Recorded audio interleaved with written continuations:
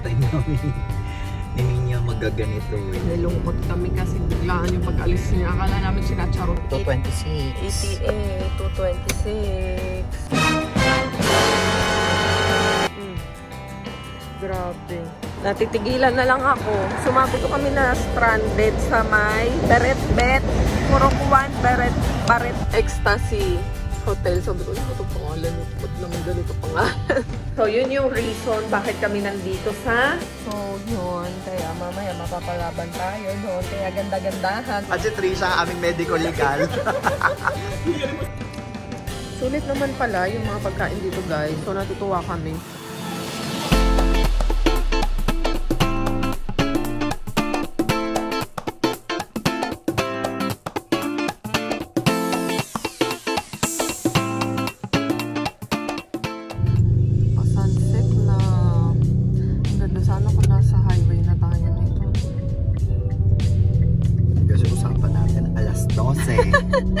Usapan namin alas 12 aalis.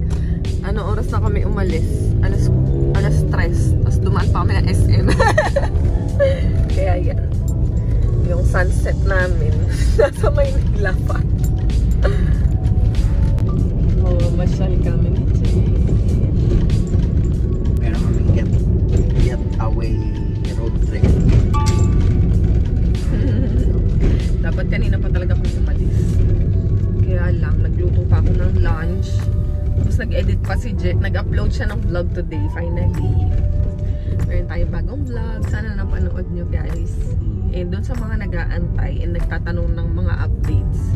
Mabuti naman ang lahat ng taong bayan. Especially Mama Toyang. Okay naman siya. Silipin nyo yung mga stories ko, guys. Kasi pag dumadalaw ako kay Mama doon sa bahay, nag-i-story ako just like the other day. Nandun kami kasama yung mga kids. Yun, tuntua si Mama, nag-stories ako. Ako siya ng tawa. Tapos mga kalagitnaan eh, sumisigaw na, nagagalit na doon sa mga bata. Nabubuisit na, nakukulitan na eh. Ang bilog ng mukha ko. Sabi ko na tumuwa ako. Sabihin, alagaan ko naman. Yes. Ayaw niya kasi payat ako. Ayaw niya nung magaan yung timbang. Galit siya. May niya akong pinapakain. Tuloy yung isang pants ko. Saktong-sakto na siya. Dati ano yun eh. May allowance pa ng konti. Kaya alam ko talaga pag nagigin ako ng weight. Kasi nakahalata ako sa mga damit ko. Dahil yung mga damit ko, mga ano lang yan, pang slim, pang saktuhan. Ngayon, ano na sila, medyo may pagkapit na ng konti. Saan ba tayo pupunta daw? Kwentuhan mo sila. Punta tayo ngayon ng Norte. Saka namin sasabihin sa inyo. Mamaya, medyo malayo-layo yung biyahe natin. Dahil hindi ito typical na biyahe. Kaya, and ano rin, na-excite din ako kasi first time namin ninyo magaganito eh. First time namin maglo-long drive ng kaming dalawa lang. First time. Kaming dalawa lang, guys. Walang mga bata. Mga gamit lang namin nandyan sa likod. Kaya kasi may kailangan din kasi kami nasikasuhin na malalaman nyo lang din mamaya. Maka-excite. Dapat mamimili pa kami ng mga pang-chicha namin eh. Kaya lang sa highway. Sa ano na lang. Kasi baka matraffic na kami dito. Medyo uwian na rin kasi ng mga iba. Yan. Oh, by the way guys, yung mga bata, iniwan namin kay Nanay Mary. Yan, silang nandun. Tutok naman si Nanay Mary kasi wala na si Mama Lisa. Pumunta na siya sa Amerika. Bumalik na siya sa States. No, after more than a year staying here sa Philippines. Doon naman siya sa isa niyang apo, si Krisha. So, nalungkot kami kasi biglaan yung pag-alis niya. Akala namin sinacharot-charot lang kami na aalis na at may ticket na. Yung pala, aalis na pala talaga. So, anyway, ayan guys. Update ko kayo later. Mag-road trip na tayo. Sinabi ko sa kanya, si Daddy, sinabi niya na hindi naman daw dapat talaga. Parang, hindi naman You're daw right. talaga. Parang, ano daw dapat yun? Sige, kaya mo yan. Rhyming. Okay. Pero,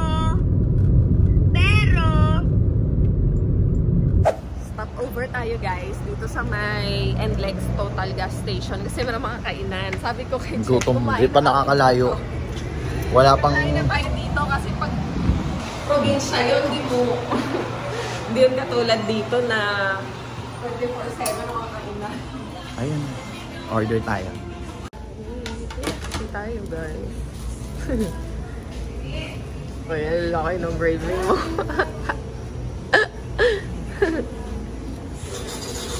Thank you.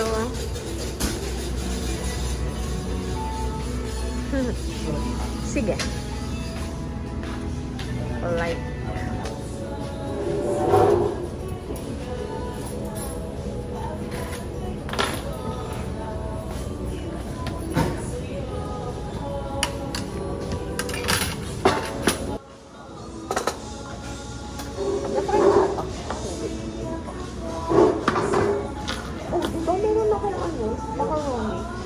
Ewan ko naman.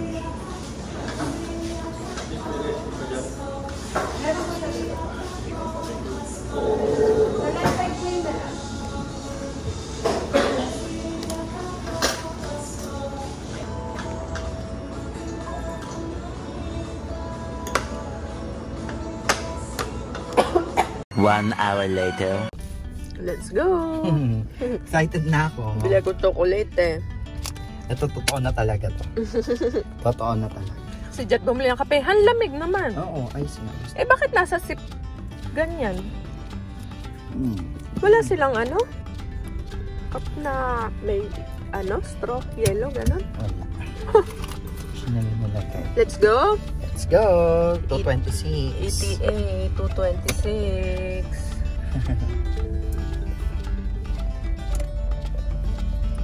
Dito na kami sa Bulubundukin.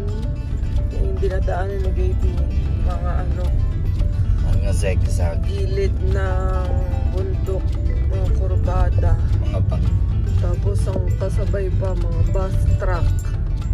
Kaya di talaga pwede, dapat dahan-dahan lang. Alalay. Nakatulog ako yun, okay ka ba, be? Yes! We still have 4 hours to drive. Ano yan eh, oh. Tignan mo naman, oh, diba? We have 4 hours. Tapos traffic pa dun. Sobrang Sa dulo. kurba-kurbado talaga. Ito. Ano kaya yung ginagawang kalsada? Baka. Oh, grabe oh. Diba? Ito oh. Yay! Sobrang ano oh. Sobrang pasikot-sikot. Parang isaw. Tutong tuloy ako. Anong time barbecue-an?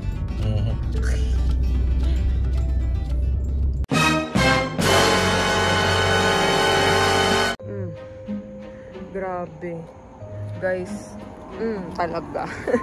Natitigilan na lang ako. Sumabog yung gulong namin. Butas talaga siya. Ayan. Tsaka meron pang isa doon. Nirunning flat na lang namin kasi kailangan maitabi ko, hindi baka mabunggo kami ng mga truck. Actually, dalawa to eh. Pati itong harap, pumutok din to, butas. Kaya pinalitan ng spare tire. Ngayon, hindi kami makalarga, makaalis kasi yung likod, wala na kaming pampalit. Ang hirap pala dito. Saka, walang nagtitinda ng mga gulong. Congratulations on your first long drive. Hindi. Out of Nakakatawa. Kasi, parang di ba experience. Kung kailan malapit ka na, konti na lang, nandun ka na sa lugar. 2.5 hours na lang sana nasa Pakay na kami. Nasa lugar na Pakay na namin. Kaya lang yun nga. Pumutok dalawa. Buti na lang, hindi siya, buti na lang talaga, kalmado lang yung sasakyan. Yun lang, nasa alanganing area kami. Kaya, medyo inandar pa namin, siguro mga 300 meters. Para lang, para lang maitabi yung sasakyan. Ang dito, PNP, BFP, sa Bagabag. Tawagan kaya natin. Try mo magpa-assist. Sige, tawagan ko. Kasi actually nandito na kami sa may Vizcaya. So, dito kami na stranded sa may Beretbet, Kurokuan, Beretbet. Ano yun? Bagabag, Vizcaya. Ayan. Buti na lang meron ditong mga locals na tumutulong sa amin. Yun lang. Hindi nila kami matulungan makapag-provide ng gulong kasi nga sarado. And katulad nito, yan, may nakita kaming vulcanizing shop, kaya lang wala siyang binibentang gulong. Eh, hindi na repairable yung gulong namin kasi running flat na, as in, butas pati, diba? Kita nyo naman, guys. So, yan. Buti na lang hindi tayo na aksidente talaga. Minor lang. Minor problem. Yun lang, nakaka-stress kasi may hinahabol kaming oras. Pero may time pa naman actually. Meron kaming spare na 4 hours. So sana hindi naman tayo abutin ng 4 hours dito. Grabe kasi may kailangan kaming gawin. And importante yon. Wednesday morning. First thing in the morning, kailangan namin yung maayos. So yan, nagtatawag si Jet ng ng assist. Ako din nag-post ako sa Facebook saka sa mga expander lovers or yung mga group ng expander, Mitsubishi expander users. Baka merong makapag-assist. So yun, grabe. Wow, nagre-review. Ayan, nandito kami ngayon sa vulcanizing shop. Apparently, nagawa ng paraan nila kuya dito yung gulong ng expander. So, may nakita kami marapit doon sa presinto. Tinawagan ko yung presinto doon. Sinabi may malapit nga daw dito. So, yung spare, ililipat, babalik yan. Basta may gagawin sila dyan. Buti na lang. Pero yung estudyante ko dito, nag-aaral kasi may test mamaya. I love you. Ano ka nakain mo? Apple pen. Takip pala. Ayan. So, kung mapadpad kayo dito sa Nueva Vizcaya, meron dito, may makikita kayo. Basta yung presinto malapit lang. Nakikita nyo yung parang umiilaw doon. Yan. Tapos, unahan na yun. Dito yan sa may junction. Ayan. So, dito na puti na lang. Kinaya ng powers ng gulong. Ayan sila kuya. Kuya, salamat ha. Yan. Magay kayo sa vlog. Lalabas kayo sa vlog. Kaya nagtatago. Kuya, kayo ha. Yan. Dito nasubukan yung pagpalit ko ng gulong. 2 hours later. Guys, good morning. Napiyok pa nga. At kakagising ko lang. Nalaglag pa ngayon. Kakagising ko lang. Nakatulog ako. Good morning. Nagaanap kami ng mapag-stayan. Yung mga short term. Short time. Kasi nga kailangan maligo at mag-freshen up. Merong nakita si Jet. Baka ito. Ayun o, extra. Ay, hindi. Ito. Grand Ecstasy Hotel. Sabi ko, ano ba itong pangalan nito? Ba't naman ganito pangalan? Parang luma rin na. May tao kaya. Busina ka daw. Baka naman sarado pa sila. Kaya nakalak. Nakakandado ba? Hindi naman. Hindi. Lang. Bakit naman ganyan pangalan? Ecstasy talaga. Ecstasy. Tingnan natin. Wala maganda. Para lang makaligo tayo, guys. Check natin. Maayos kami, ayos. guys. Yung ecstasy, Expando. Walang tao. Sorry kung may tao ba o Encanto, Charis. So, yan. Punta kami dito sa Kingsville Hotel. Maayos-ayos. Tsaka affordable. Diba? Maliit yung bed nila. Pang isa lang talaga. Yung, Diyos ko po. Kami unang napuntahan. Grabe yung haggard na ako. Meron kami unang napuntahan. Tapos nagulat ako nandun na sa loob. Kasi nga nakatulog ako. Pagpasok namin sa room, sabi namin, lipat tayo. Grabe. Ang dumi nung loob ng room. Tapos amoy yosi. Madumi. Ganyan. Tapos yung yung kama, hindi ka pa lumalapit, may mga buhok-buhok na. Sabi ko, please, lipat na lang tayo. Ending tuloy, nagbayad pa si Jet ng 300 pesos kasi nakapasok na sa loob. Sabi ko, bayaran mo na lang rin sa naman tiisin natin po. Eh dito, mas maayos siya, malinis. So yan, malapit lang to doon sa Tagaran area pala to guys, dito sa May Kawayan, Isabela.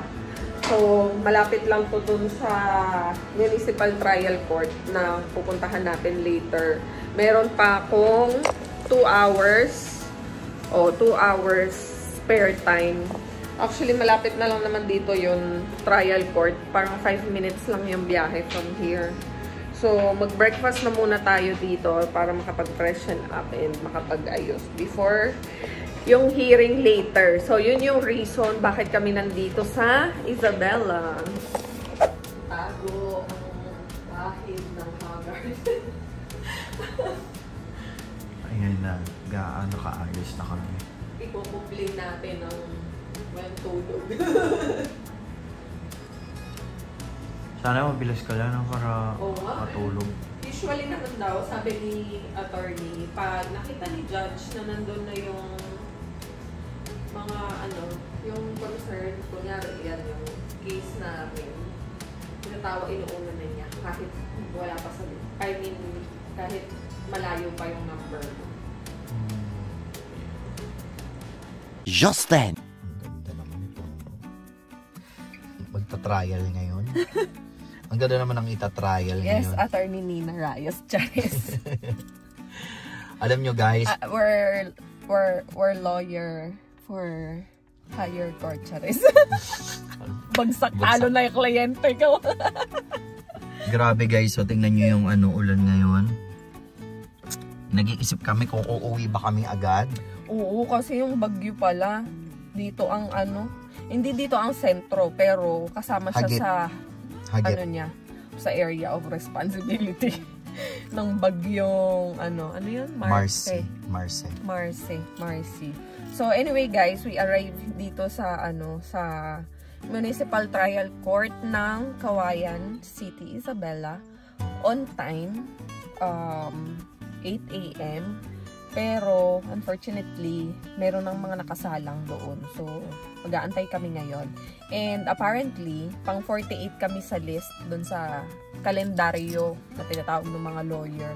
Kaya yung lawyer ko, yan, nandoon siya nakaabang. Sabi niya, i-message na lang daw niya ako kasi umuulan din. And hindi rin ganun kalakihan yung nila dito, yung court. So, limited lang yung space, limited lang yung mga upuan. And marami na rin nakaabang doon. Kaya dito lang kami sa sasakyan. So, yun. So, yun nga, may hearing nga ako.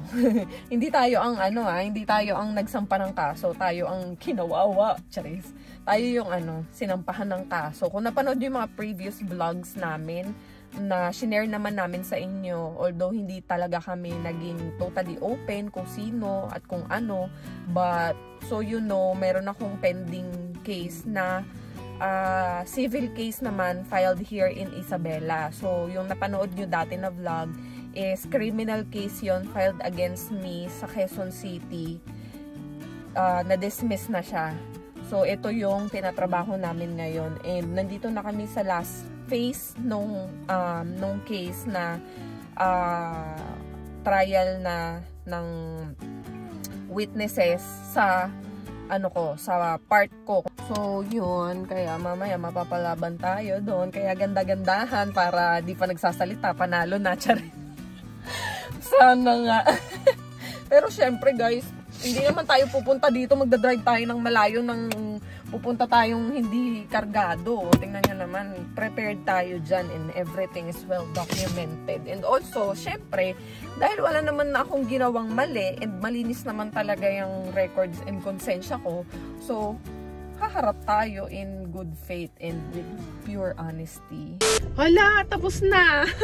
Tapos na yung hearing. Actually, ang tagal namin nag-antay. SM tayo. Yan ba siya? Oo. Una na tayo. Oh, sige. Oo, kasi alam naman pala nila. So, yan guys. Magla-lunch na tayo. Tapos na yung hearing. How long did it take? Diyos ko, para mga 1 oras mahigit ata. 1 hour, 20 minutes. Mga ganun. Oo nga eh. Na-feel ko din kasi nanunuyot na yung lalamunan. Alam mo, sabi ko, tapusin mo na. Magbe-break pa. Hindi, walang magbe-break. Actually. Buti na lang. Kasi talagang may break pa. Yun ako, tatagal pa lalo yan. Lakas ng hangin. Grabe guys. Approaching na yung bagyo dito sa north, sa may Isabela. Yung pilikmata ko baka liparin. Dikit lang to.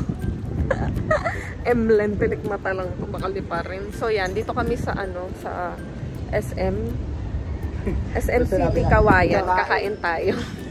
Hello, ang aming buting attorney. Attorney Larry. At si Trisha, ang aming medical legal. Hindi ka rin pa sa picture tayo para ma-caption. Medical legal. Ayan, papakalala pa sila. So si Attorney Larry, yung lawyer ko na nag-represent sa akin dito sa Isabela. Kaya pag may kailangan kayo mga assistance dito sa Norte Oh, yung mga side, taga-Tugigaraw. Punta kayo dito. Magaling to, promise. Ayan. So, salamat, attorney, dahil pinaunlakan nyo kami. Ayan. Talagang pinaunlakan talaga, no? Ayan. After namin kumain, babachi na kami. Bye-bye! Ay, mga Ningskis. Nandito kami sa hotel na quick nap kami. Kaso, yung quick nap namin, parang iniisip namin matutulog ba tayo, uwi tayo. Kasi iniisip namin yung bagyo. Kung lalakas kasi, mas mahihirapan kami umuwi bukas. So, either magde-decide kami na mag-ano ba tayo, alis ba tayo. So, nag-decide kami na umuwi na lang. Total, kahapon, nag-drive ako ng halos, 9 hours. Ay, hindi, 10 hours pala ako kahapon. Pero, ngayon, sininya muna magdadrive. Tapos, pag inantok na siya, di saka ako papalit. Kasi kailangan ko pa talaga ng matinong tulog. Kasi wala pa matinong tulog talaga. So, naka-idlip ka naman sa court kanina, di ba? Naka-idlip ka ba? Hindi. Kasi nung naririnig ko na, parang wala na eh. Naano na ako dun sa mga nangyayari. So, yun lang naman, guys. So, magpe-prepare lang kami. Tapos, tara, babachi na tayo. Maghahanap muna tayo ng coffee shop dito sa mga area malapit. Tingnan natin kung may masarap. Daan muna tayo ng coffee shop, guys. So, mayroon kami nakita dito, malapit lang sa area kung saan kami nag-stay yan. Beans and Syrup Cafe. So, ang cute din. Marami silang mga, plants. Pero, parang katulad sa shop yung design. Wow, ang laki ng nila. Sulit naman pala yung mga pagkain dito, guys. So, natutuwa kami. Random lang namin to nakita. Si Jet ang naghanap. Beans and Syrup Cafe. Dito sa may San Fermin, Kawayan, Isabela. Ito yung kanilang buffalo wings. Ayan, masarap siya. Tapos yung serving nila ng rice, puno yan, guys. Hindi siya typical na 1 rice cup. Jet ay, ano yun sa'yo, baby? Spicy ba yan? Beef steak. Beef pepper steak. Ubus na yan, Sarap, no? Try nyo dito, guys, kung mapagawi kayo ng Isabela. Sarap. 6 hours later. Good morning. Morning. Sarap ng ngiti mo. Kalmot ka, baby. Chatay na yun kahapon kay DJ. May binigay si DJ sa akin. Anong binigay sa'yo? Para pala siyang bracelet. Oh. Na ginaganon. Tapos, siya, pag pinagawin mo, may makikita kang BFF. Tapos pag ginaganon mo, May iba naman. may iba na. Kamusta kayo dito sa bahay ni Cloudy? Ay, na-miss ko kayo. Nakauwi na sila mami at daddy. Nakarating kami, guys, may araw na. Papahinga muna kami, ha? I love you. Love you.